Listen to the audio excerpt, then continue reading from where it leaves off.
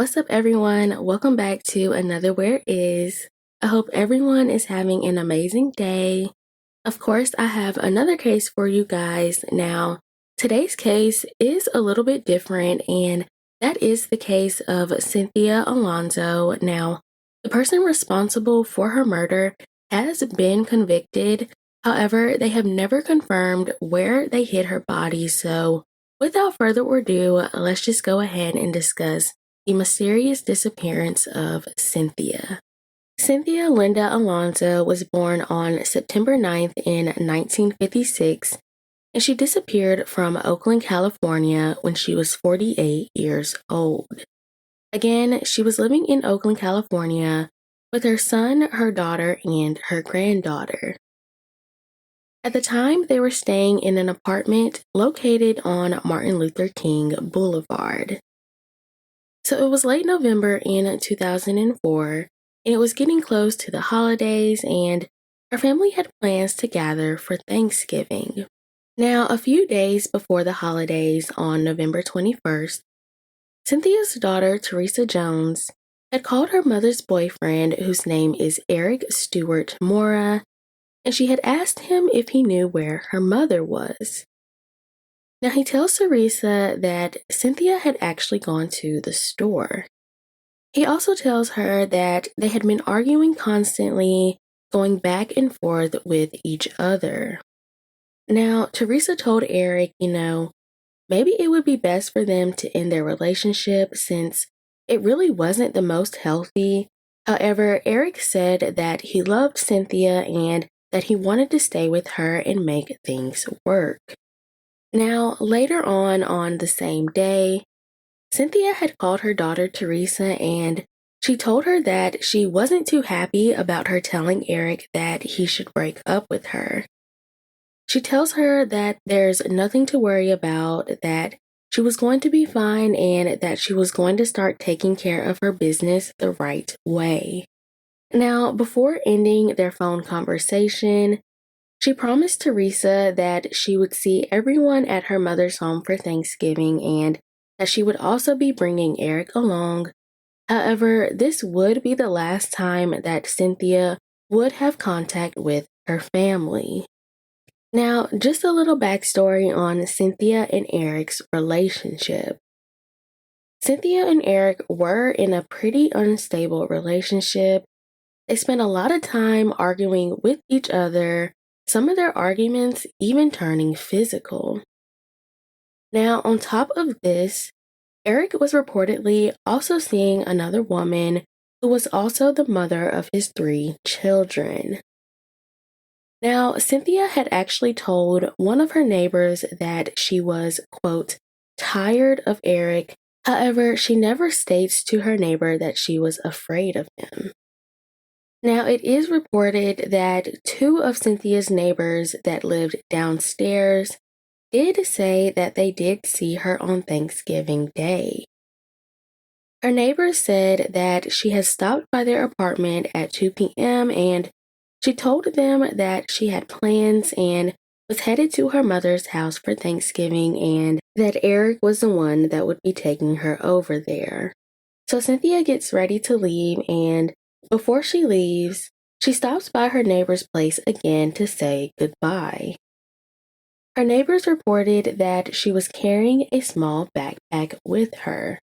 They also saw Cynthia get into Eric's car with him, which was a dark blue Mercedes, but again, Cynthia never showed up for Thanksgiving and hasn't been seen since.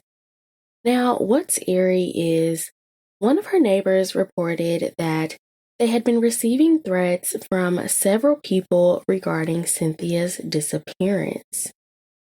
She said that 2 men came by her home and told her that she better not say anything because if she did, she was going to end up like Cynthia. Now, Eric lived with his brother Mark, along with Mark's girlfriend, and they stayed in the 6200 block of Brookside Drive in Oakland. Now, Cynthia did stay with Eric sometimes. However, Mark wasn't too fond of Cynthia, nor was his girlfriend, and didn't really want her at their home, and he even encouraged Eric to get a restraining order against Cynthia.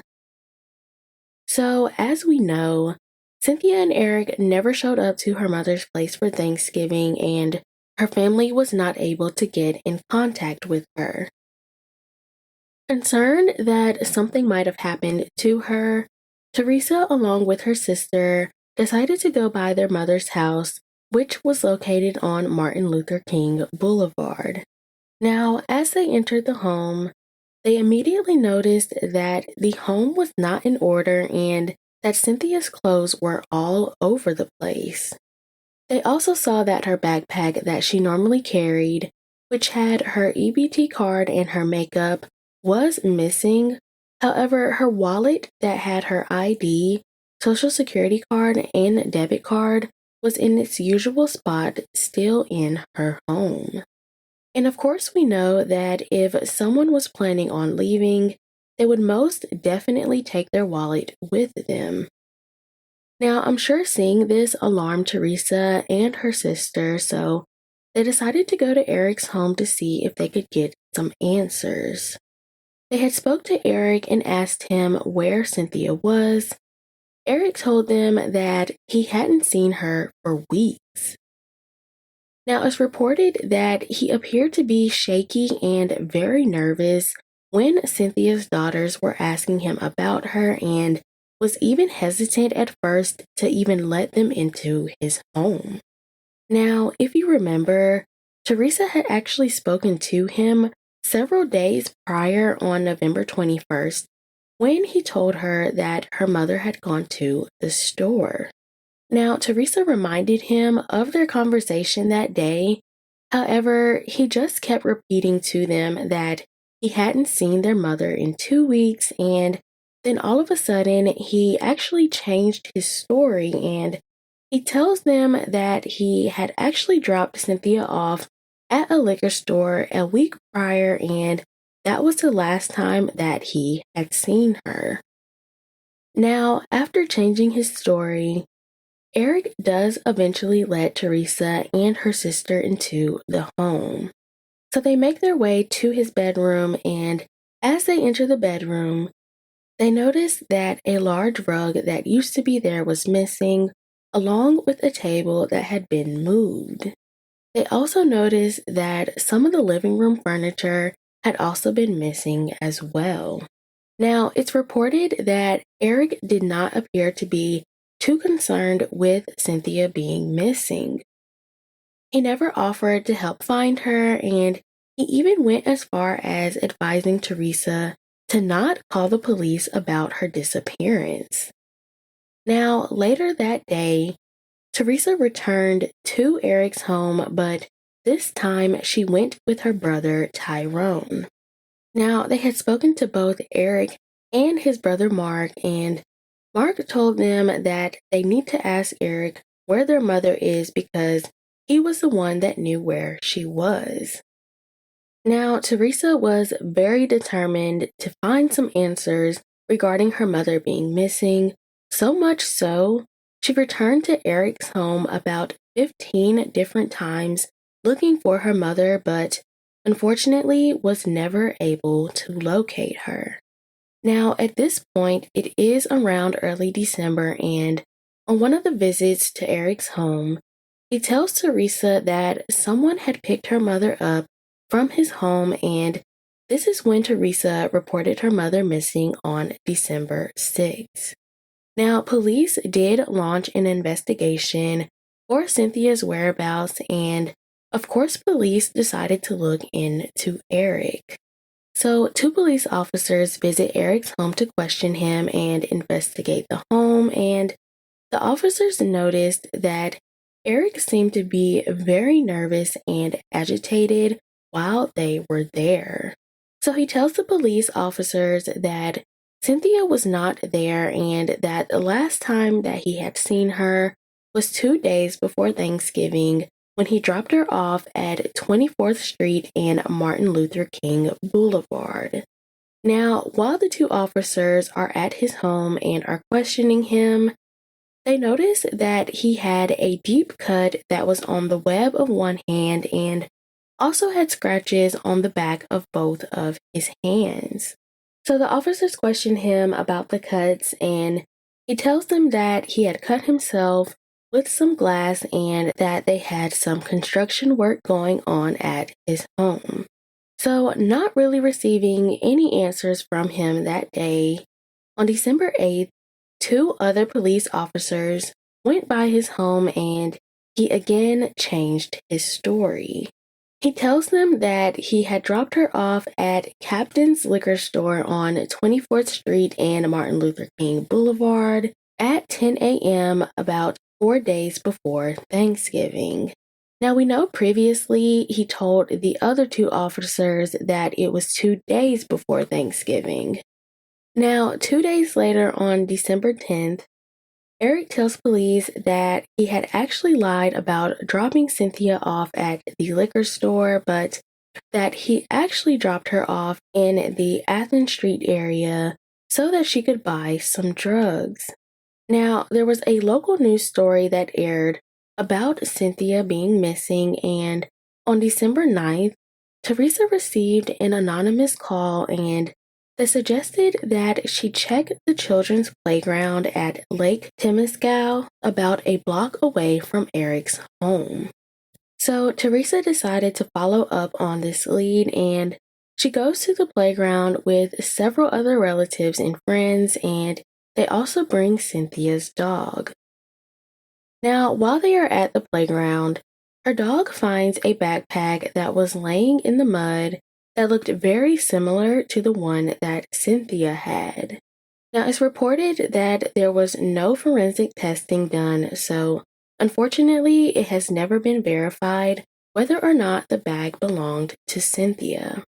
Now, police were able to track her EBT card, and they discovered that someone had inquired on the balance on the card 4 different times in early December, and apparently, in order to receive the balance on the card, that person would need to know the card number and the PIN number to receive this information. Now, in early December of that year, there was an employee at the Captain's Liquor Store who stated that an African American man who was about 5'10" with dreadlocks had used what he believed to be Cynthia's EBT card. Now, unfortunately, the employee at the store could not remember the name that was on the card. However, he thought that the card looked to be Cynthia's because it had a crack in the card, as did Cynthia's. Now, police did try to obtain the store security footage for that day. However, they were unable to retrieve the footage. So in late December of that same year, police conducted a search of Eric's home as well as his Mercedes. Now, as police are searching his vehicle, they noticed that the car was missing the floor mats and the carpeting in the car from both the driver's side and the passenger side. The car was also missing the carpeting in the back seats as well as the trunk. Now, when police were searching his home, the main floors in the home, as well as the floors in Eric's bedroom, had been sanded kind of in a way that looked like someone was in a rush to do them, and the sanding appeared to be uneven. Police also found clothes in the laundry room that were blood-stained. Now, later when they tested the clothing, it was confirmed that the blood was from Cynthia, but Eric's blood was also found on the clothing as well. There was also small stains of blood on the wall in Eric's bedroom, as well as blood stains on the floor between his bedroom and the laundry room. There was also a sheet that Eric had hanging in his bedroom window that had mold and bloodstains on it as well. Now, Eric's brother Mark was shocked and upset when he saw that the floors in the home had been sanded and that they had been done without his permission. Now, when asked about the blood that was found in Eric's room, Mark nor his girlfriend had any answers for the blood. However, they said that there had been a home invasion the year prior in 2003 when two men had pistol whipped them along with another house guest that was there that day, and they said that that may be where the blood came from. Now, a few years go by, and in February of 2007, Eric was charged with the murder of Cynthia. Now, according to authorities, they believe that Eric either beat, stabbed, or shot Cynthia, causing her death, and then believe that he used his vehicle, which again was a Mercedes, to transport her body and dispose of it in an unknown location. However, a judge did end up dismissing the case on a technicality. Now, I'm not sure what the technicality was. However, the charges against Eric were refiled. Now, an anonymous informant did end up testifying against Eric, and they said that Eric admitted the murder of Cynthia to him, which was pretty graphic. He allegedly told him that he had beaten Cynthia to death with a hammer. He then proceeded to dismember her body and then dumped it into a body of water in the Sonora, California area. And Sonora, California is a little over a 2-hour drive from Oakland, California, again where Cynthia lived. Now, one of Eric's cellmates had also testified during his trial as well, and his name is Patrice Volker. Now, Patrice said that Eric had offered to pay him $1,000 to falsely testify in court for the defense and to say that he had seen Cynthia somewhere on a specific date back in November of 2004. Now, at first, Patrice did agree to falsely testify. However, he did end up changing his mind. Now, he also says that he did ask Eric whether or not he had killed Cynthia, and according to Patrice, Eric said, quote, yeah. Now, while in prison, Patrice did end up facing some retaliation from the gang that he was in and was stabbed several times and even had to be placed in protective custody due to his cooperation in Eric's trial. Now, unfortunately, Patrice did not receive any compensation, nor did he receive any time off of his sentence for testifying in court during Eric's trial. However, he did not ask for any leniency or compensation. Now, the district attorney did end up offering him some financial assistance after his release from prison to help him relocate due to his participation in the trial. Now, during the trial, Eric was offered a deal where he would plead guilty to voluntary manslaughter and that he would lead authorities to Cynthia's remains. However, Eric ended up rejecting this deal and he was convicted of second-degree murder in February of 2012, and he was sentenced to 15 years to life in prison. Now, in March of 2016, Eric's conviction was actually overturned by an appeals court.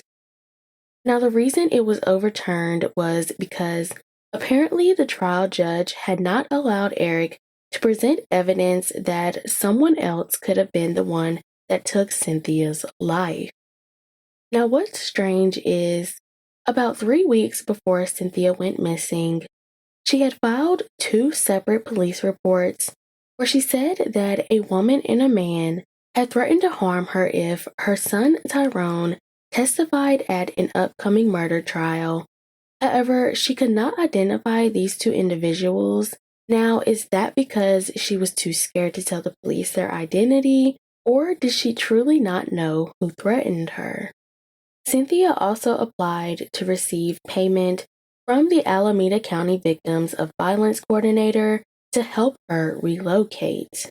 Now, according to her daughter Teresa, Her mother had actually not been threatened by anyone, and she says that her mother's application to receive payment to relocate was only because she was concerned about the neighborhood that she was living in. She says that it was not the safest neighborhood, and that was her reasoning for submitting the application. Now, finally, in the summer of 2017, so 13 years after her disappearance, Eric did confess to killing Cynthia, and he did plead guilty to voluntary manslaughter.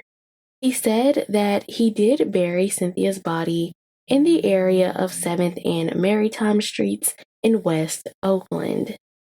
Now, police, of course, did search the area. In fact, they dug up the area multiple times, but unfortunately, they were never able to find any remains, and Eric was sentenced to 11 years in prison.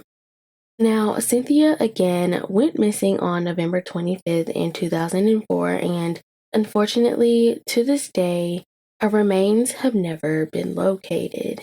Cynthia's brother, James Walker, stated, "We just hope at this point Mr. Mora would do the right thing and tell us where my sister is," following Eric's conviction in 2012.